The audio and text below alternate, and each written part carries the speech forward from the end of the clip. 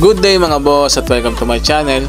Ngayon share ko sa inyo kung paano maglinis ng hot and cold water dispenser. Tara, simulan na natin.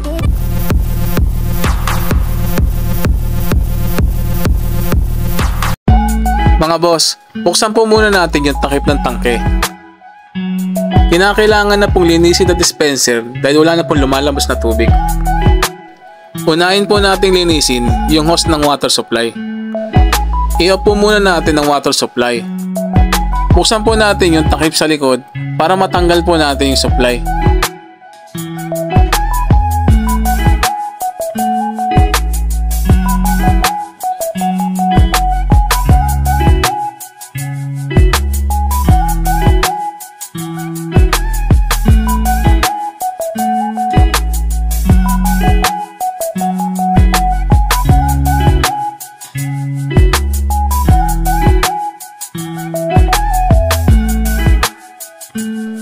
Ikutin lamang po yung lock ng connector para matanggal ang hose.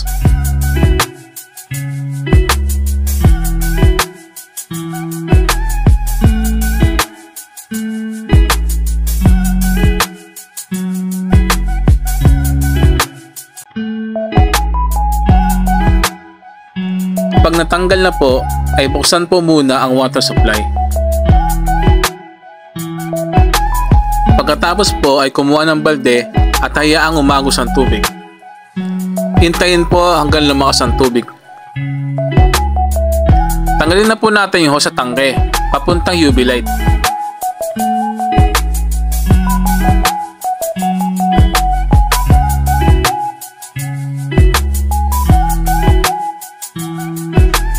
Ibalik na po natin yung hose ng supply.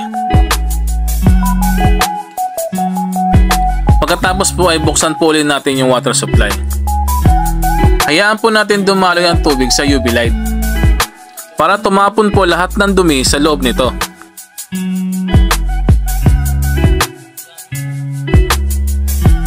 Linisin na rin po natin yung drain ng tangke. Pagkatapos po ay ibalik na po natin ang hose sa tangke. At buksan na po natin ang supply para makargahan po ng tubig ang tangke. Mga boss, malakas na po ang lumalabas na tubig sa tangke.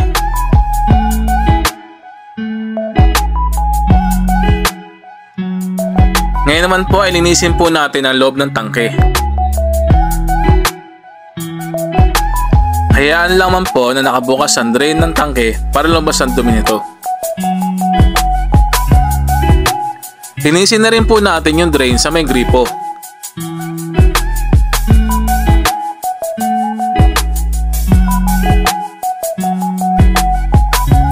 Mga boss, i-double check po natin kung wala pong leak sa mga duktungan bago po natin takpan.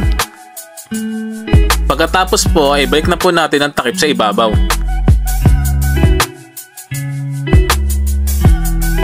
Ibalik na rin po natin yung takip sa likod.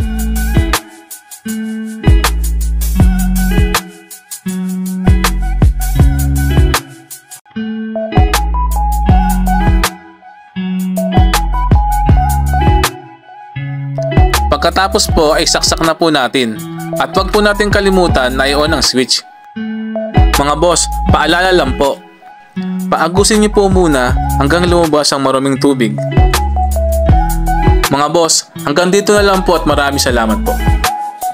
Boss, if you learned something on my video, make sure to like, share, and subscribe to my channel.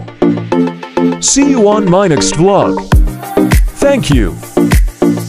Thanks for watching.